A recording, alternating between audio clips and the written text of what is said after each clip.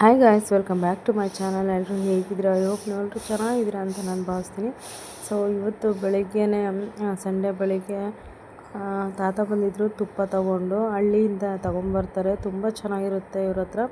So ಹಾಗಾಗಿ ಇವ್ರ ಹತ್ರ ತೊಗೊಳ್ತಾ ಇರ್ತೀನಿ ಯಾವಾಗ್ಲೂ. ತುಂಬ ಚೆನ್ನಾಗೇ ಮಾಡಿರ್ತಾರೆ ತುಪ್ಪನ. ಸೊ ಹಾಗಾಗಿ ಇವ್ರ ಹತ್ರನೇ ತೊಗೊಳ್ತೀನಿ. ಪ್ಯೂರು ಹಸುವಿನ ತುಪ್ಪ ಇದು, ಹಳ್ಳಿಯಿಂದ ಮಾಡಿಕೊಂಡು ತೊಗೊಂಬರೋ ಅಂಥದ್ದು. ನೋಡಿ ಎಷ್ಟು ಚೆನ್ನಾಗಿದೆ ಅಂತ. ಫ್ಲೇವರ್ ಮಾತ್ರ ಸಖತ್ತಾಗಿದೆ, ಚೆನ್ನಾಗಿ ಬರುತ್ತೆ ಫ್ಲೇವರು.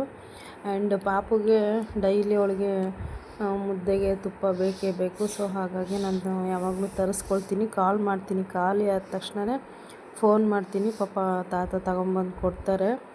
ಆ್ಯಂಡ್ ಜಾಸ್ತಿನೇ ಕೊಡ್ತಾರೆ ನಮಗೆ ಸ್ವಲ್ಪ. ತುಂಬ ಚೆನ್ನಾಗಿರುತ್ತೆ ತುಪ್ಪ.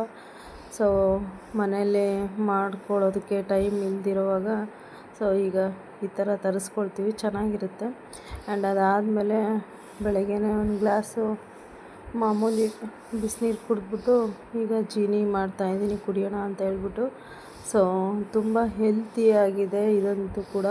ಶುಗರ್ಗೆ ಯಾರಾದರೂ ಶುಗರ್ ಇದ್ದರೂ ಕೂಡ ಇದು ಒಳ್ಳೆ ಶುಗರು, ಹಾಗೆ PCOD ಮತ್ತು ಥೈರಾಯ್ಡ್ ಏನಾದರೂ ಇದ್ದರೆ ಇದೆಲ್ಲ ಕ್ಲಿಯರ್ ಆಗುತ್ತೆ ಅಂತ ಹೇಳಿದ್ದಾರೆ. ಗೊತ್ತಿಲ್ಲ, ನಾನಿನ್ನು 2 ವೀಕ್ಸಿಂದ ನಾನು ತೊಗೊಳ್ತಾ ಇದ್ದೀನಿ. ಆ್ಯಂಡ್ ನಾನು ತೊಗೊಳ್ತಾ ಇರೋದು ವೆಯ್ಟ್ ಲಾಸ್ಗೋಸ್ಕರ ಅಷ್ಟೇ, ಬೇರೆ ಏನೂ ಇಲ್ಲ. ಆ್ಯಂಡ್ ಟೇಸ್ಟ್ ಕೂಡ ತುಂಬ ಚೆನ್ನಾಗಿರುತ್ತೆ. ರೆಗ್ಯುಲರ್ ಯಾವಾಗಲೂ ತೊಗೊಳ್ತಾ ಇರ್ತೀನಲ್ವ, ತುಂಬ ಚೆನ್ನಾಗಿರುತ್ತೆ. ಬಿಸಿ ಬಿಸಿ ತೊಗೋಬೇಕು. ಅದಾದಮೇಲೆ ಒಂದು ಪಾರ್ಸಲ್ ಬಂತು ಮೀಶೋಯಿಂದ. ತುಂಬ ಅಫೋರ್ಡೆಬಲ್ ಪ್ರೈಸಲ್ಲಿ ಸಿಗೋವಂಥ ಒಂದು ಸೆಟ್ ತರಿಸ್ಕೊಂಡಿದ್ದೆ. ಬ್ಲ್ಯಾಕ್ ಅಂದರೆ ಆಲ್ವೇಸ್ ಬ್ಲ್ಯಾಕ್ ಯಾವಾಗಲೂ ಇಷ್ಟಪಡ್ತೀನಿ ನಾನು. ಸೊ ಇದೊಂದು ಜುಮ್ಕಿ ಥರ ಇಯರಿಂಗು ಮತ್ತು neck piece, long neck piece ಥರ ಬರುತ್ತೆ. ಇದು ತುಂಬ ಚೆನ್ನಾಗಿದೆ. ಅದಾದಮೇಲೆ ಇಡ್ಲಿ ಮಾಡ್ತಾರೆ ಇಲ್ಲಿ ನಮ್ಮ ಹಿರಿಯೂರಲ್ಲಿ. ಸೊ ತುಂಬ ಚೆನ್ನಾಗಿರುತ್ತೆ. ಅಲ್ಲಿ ತಮಿಳಿಯನ್ಸ್ ಅವ್ರು ಮಾಡ್ತಾರೆ, ತುಂಬ ಚೆನ್ನಾಗಿರುತ್ತೆ. ಸಾಂಬಾರಾಗಿರ್ಬೋದು, ಕೆಂಪು ಚಟ್ನಿ, ಸೊ ತುಂಬ ಚೆನ್ನಾಗಿರುತ್ತೆ. ಸೊ ಬ್ರೇಕ್ಫಾಸ್ಟು ಅಲ್ಲಿಂದನೇ ತರಿಸ್ಕೊಂಡೆ ಇವತ್ತು.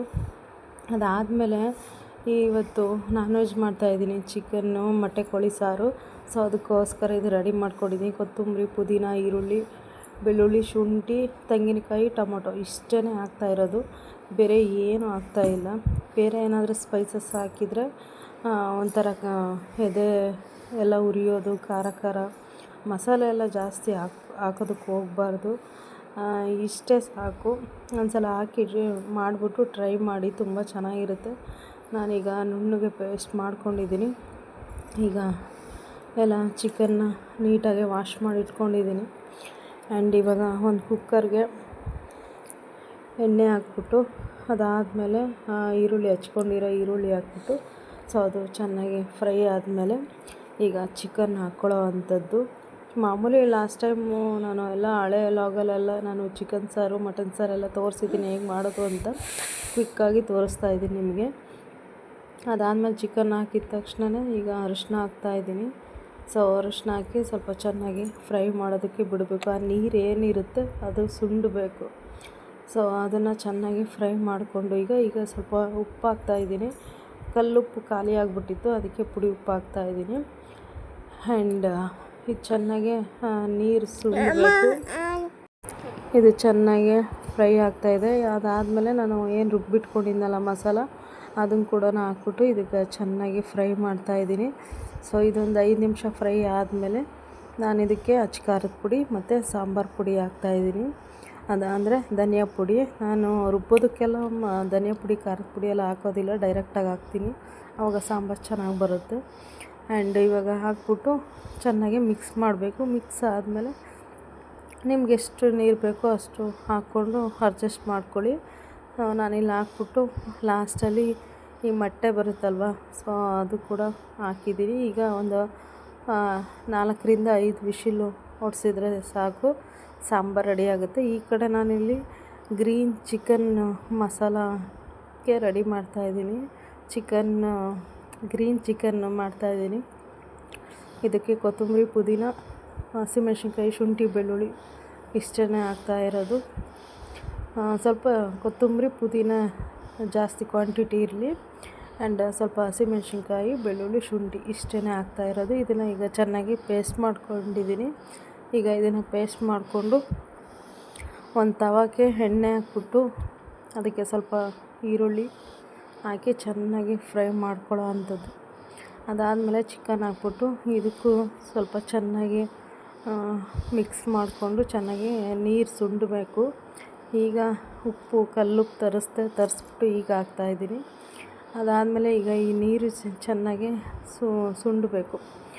ಆ್ಯಂಡ್ ಈ ಕಡೆ ಸಾಂಬಾರು ವಿಶಿಲ್ ಹೊಡ್ಸಿದ್ನಲ್ವ, ಇದು ಕೂಡ ಆಯಿತು. ಈಗ ಇದನ್ನು ಒಂದು ಸಣ್ಣ ಉರಿಲಿ ಮತ್ತೆ ಒಂದು 5 ನಿಮಿಷ ಕುದಿಸ್ಕೊಳ್ತೀನಿ.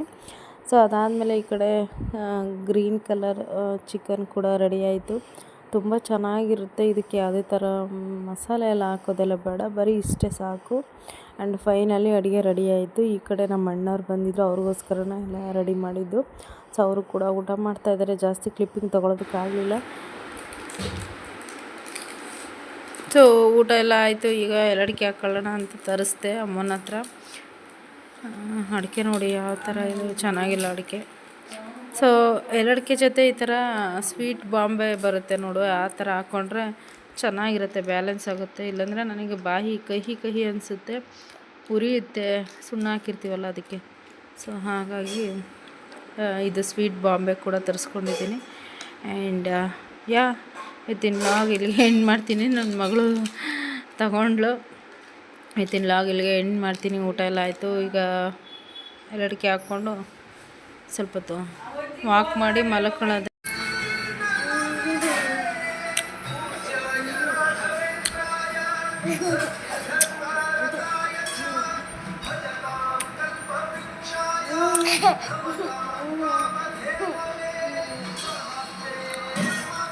ಓಕೆ ಗೈಸ್, ನೋಡಿದ್ರಲ್ಲ ಇವತ್ತಿನ ಸಂಡೇ ಲಾಗ್ ಹೇಗಿತ್ತು ಅಂತ. ಆ್ಯಂಡ್ ಅಣ್ಣವರೆಲ್ಲ ಊಟ ಮಾಡಿಕೊಂಡು ಹೊರಟ್ರು ಅವರು. ಸೊ ಅದಾದಮೇಲೆ ನಾವು ಊಟ ಮಾಡಿಕೊಂಡು ಎಲ್ಲಡಿಕೆ ಹಾಕ್ಕೊಂಡು ಹಾಗೆ ಪಾಪು ಹತ್ರ ಆಟ ಆಡ್ಕೊಂಡು ಕೂತ್ಕೊಂಡಿದ್ದೆ. ಆ್ಯಂಡ್ ಈಗ ಪಾಪುನ ಮಲಗಿಸ್ಬಿಟ್ಟು ನಾನು ಮಲ್ಕೋಬೇಕು.